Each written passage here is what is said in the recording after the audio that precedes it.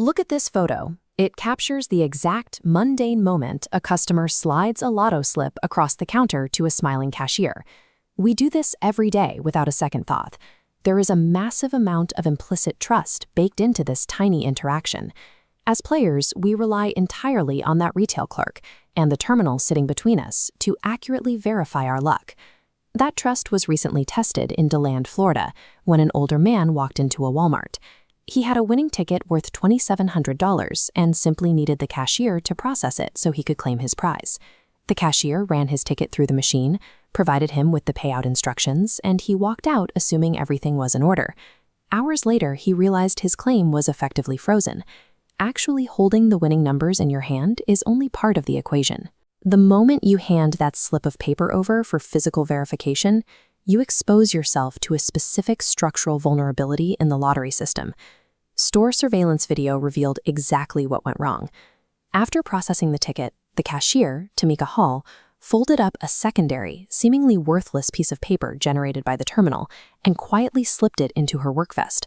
That slip is officially known as a merchant validation receipt. This created a specific bureaucratic friction for the customer. He still physically held his winning ticket, but without that store-issued slip to verify the in-store transaction, he couldn't actually access the money. Beating the astronomical odds of the drawing is just the first hurdle. Actually collecting the cash is a high-stakes game of physical bureaucracy. To understand why a cashier would target a thermal printed receipt instead of stealing the ticket itself, we have to look at how the Florida Lottery structures its financial thresholds. This diagram illustrates the lower tier of payouts. If your prize is $599 or less, the system is frictionless. You hand over the ticket, and the retailer hands you cash on the spot. But the moment the prize hits $600 or more, the process hits a bureaucratic wall. Retailers are no longer authorized to hand out cash, and the winner is required to process their claim at a regional district office. To clear that roadblock, the state requires a complete dossier of evidence. You need the original ticket, a valid state ID, a completed claim form, and that specific merchant validation receipt.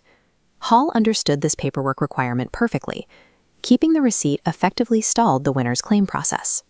But investigators tracked her down, found the missing validation slip in her vehicle, and arrested her on a felony grand theft charge. The $600 rule exists strictly to prevent fraud. Ironically, the complexity of that exact rule creates an opening for retail clerks who know how the paperwork functions. The theft at the DeLand Walmart highlights how the retail counter acts as a primary touchpoint where a winner's claim is most at risk. The Florida Lottery is aware of this friction point. To manage it, their Division of Security deploys undercover agents to conduct proactive retail compliance operations. These agents walk into convenience stores with fake tickets designed to simulate a valid $1,000 win. The goal is to verify that the clerk follows the state's payout procedures instead of attempting to pocket the paperwork. In Bay County, a convenience store clerk named Rohil Khan was handed one of these exact compliance tickets by an undercover operative. Khan failed the test. Instead of returning the ticket and the necessary claim instructions to the customer, he kept both. Days later, investigators caught him after he attempted to illegally sell the right to claim the prize to another individual. The state uses these operations as a recurring check on its retail network. It recognizes that for high-tier winners, the retail counter is a point where procedural errors or deliberate misconduct can disrupt the entire payout chain. Fortunately for the elderly winner at the DeLand Walmart, his story has a clean resolution. Because he noticed the missing paperwork and immediately notified store management, deputies were able to intervene, recover the receipt from the cashier's car, and allow his payout process to move forward. Relying on police to track down a stolen slip of paper is a precarious financial strategy. As this image illustrates, your absolute first line of defense is taking a pen and signing your name on the back of the ticket the moment you verify a win. That simple signature legally establishes you as the rightful owner. According to lottery rules, the prize is paid out to the name written on the ticket, making it a critical fail-safe against retail theft or a disputed claim. Beyond the signature, experts advise taking clear photographs of the front and back of your ticket and absolutely never walking away from the counter until the clerk hands over every printed receipt. The lottery is meticulously designed to be a game of pure mathematical chance, but once those numbers hit, guaranteeing you actually see your money relies entirely on how well you protect your paperwork. Let's jump right into this explainer. Today, we are unpacking the anatomy of a lottery theft, specifically the wild true crime mechanics behind a missing receipt. We're talking about a system millions of us interact with every single week without a second thought. You buy a ticket, you check your numbers, and if you hear that winning jingle at the register, you expect a totally seamless handover of your cash, right? But what actually happens when that system completely breaks down at the very last step? Let's get into it. We're starting with a pretty stark reality that recently unfolded down in DeLand, Florida. This case involved an elderly man, a winning lottery ticket, and a vanished piece of paper that literally turned a lucky day into an active police investigation. It's a scenario that highlights a massive, massive vulnerability in how we actually claim our winnings. So how does a routine lottery payout suddenly turn into a criminal investigation? Well, to understand exactly how this allegedly happened, we first have to pause and look at the underlying system itself. Because get this, it wasn't the winning ticket itself that went missing, it was something way more inconspicuous, but honestly, arguably just as valuable. Section 1, the Florida Lottery Rules. You see, the Florida Lottery's own payout thresholds create this incredibly fascinating bureaucratic bottleneck. The elderly customer in DeLand had a winning ticket worth exactly this amount right here, $2,700.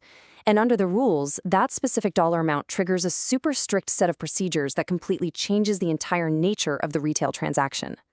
It perfectly illustrates the divide. Small prizes, anything $599 or less, are incredibly simple. It's just easy cash the retailer hands right over the counter to you. But the moment you hit $600, all the way up to $1 million, you suddenly need a rigorous paper trail. The winner actually has to visit a district office or mail it in, fill out a claim form, show acceptable ID, and, this is the most important part for our story today, provide the original merchant validation receipt. So, here is the absolute crucial point. For mid-tier prizes, that winning ticket alone is essentially useless without this specific printed receipt.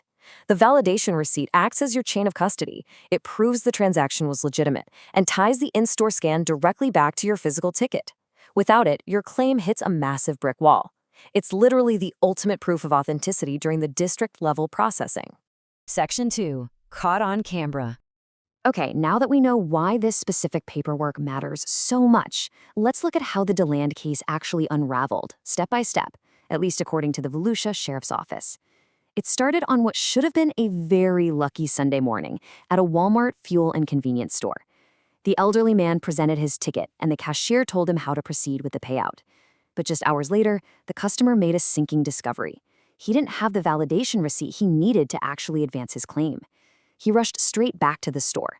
And by Monday morning, authorities had arrived, and cashier Tamika Hall was being questioned in the store's security office, which eventually led to a felony grand theft arrest. The objective evidence gathered by investigators here is, well, it's pretty striking. Store management went ahead and reviewed the CCTV surveillance video, and detectives allege it clearly showed the 40-year-old cashier taking the receipt, folding it up, and slipping it straight into the left pocket of her work vest before leaving the premises for the day. Now, when questioned, Hall claimed she was just distracted by another customer and had totally intended to hand the receipt to a manager, but the physical evidence spoke way louder. Deputies actually walk with her to her vehicle, and that is exactly where they recovered the missing validation document. No way around that one. Section 3. The Compliance Sting Operation. This kind of retail exploitation isn't just an isolated vulnerability, and the Florida Lottery actually hunts for it proactively. This brings us to a completely separate operation over in Bay County, anchored by a fake compliance ticket. It was a scratch-off, carefully designed by the Division of Security to simulate a totally valid $1,000 winning play. This really shows us two sides of the exact same coin. In DeLand, the target was the customer's receipt, tucked away in a pocket. But in the Bay County sting operation at Bay Food Mart, a store clerk named Rohail Khan was handed the fake $1,000 ticket. And instead of returning the ticket and the required claim instructions to the undercover investigator, Khan allegedly just kept both items. The investigation revealed he actually scanned the ticket on the Florida Lottery mobile app and then illegally sold the claim rights to a third party for $800. Days later, someone actually showed up at the Tallahassee headquarters trying to claim that exact prize. Khan was promptly arrested and charged with dealing in stolen property. We have this really powerful statement from the lottery's acting secretary, Reginald D. Dixon, and it serves as a great reminder of why these strict compliance stings are absolutely necessary. Because think about it, it isn't just about the individual winner's money. Portions of the proceeds from Florida lottery games contribute billions of dollars, that's billions with a B, annually to education funding, including the Bright Futures Scholarship Program. So when the system is compromised, it literally takes resources away from students and families throughout the entire state. Section 4. Protecting your lottery payout. So what does this all mean for us? How do you actually protect yourself at the counter so you don't become the next victim of a magically vanished receipt or a stolen ticket? Well, industry experts emphasize that simply trusting the retail counter just isn't enough anymore. Oscar Acosta, the founder of LottoExpert.net, really hit the nail on the head here. He says the responsibility ultimately falls on you, the player, to secure your assets the very second you realize you've won. By following these 3 super simple, proactive steps, you establish immediate ownership. Step 1, sign the back of the ticket right away. The lottery pays the name on the back, so that signature is literally your strongest defense. Step 2, take out your phone and photograph the winning ticket, and absolutely any receipts the machine spits out. Get a picture of the whole shebang. And step 3, keep all that paperwork safely together in one spot. Creating a digital backup and holding on to the physical paper trail makes physical theft nearly impossible to pull off without leaving some glaringly obvious evidence behind. It's such a fascinating look at the hidden mechanics of a billion-dollar industry. Next time you're standing there and you hear that winning jingle at the register, remember that the little slip of paper they hand back to you might just be the absolute most valuable part of the entire transaction. You kind of have to ask yourself, are you ever going to look at your lottery receipts the exact same way again? Thanks for joining me on this explainer, and remember to always, always keep a close eye on your paperwork.